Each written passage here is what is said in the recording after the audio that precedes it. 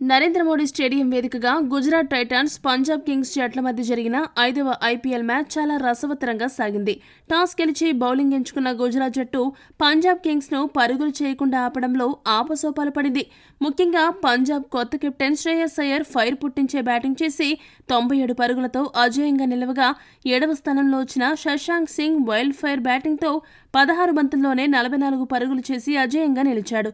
దీంతో పంజాబ్ జట్టు 243 పరుగులు చేసి భారీ లక్ష్యాన్ని గుజరాత్ ముందు ఉంచగలిగింది.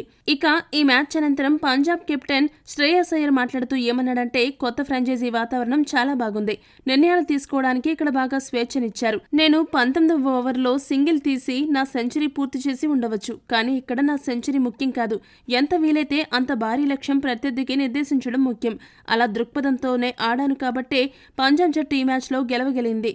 శశాంక్ సింగ్ పై మాకు పూర్తి నమ్మకం ఉంది. అందుకే స్ట్రైక్ అతడి దగ్గర ఉండడమే కరెక్ట్ అని భావించాను. అతడు కూడా మా నమ్మకానికి తగ్గట్టు చివర్లో బౌండరీలతో విరుచుకుపడ్డాడు. నేనప్పటికే అలసిపోయి ఉన్నాను.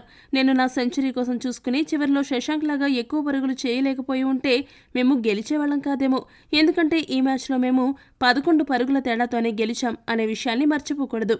బౌలింగ్ చేస్తున్న సమయంలో హర్షదీప్ నా దగ్గరకు వచ్చి వైడ్ యార్కర్లు వేద్దామని సలహా ఇచ్చాడు. అలా సాయి సుదర్శన్ వికెట్ తీశాం.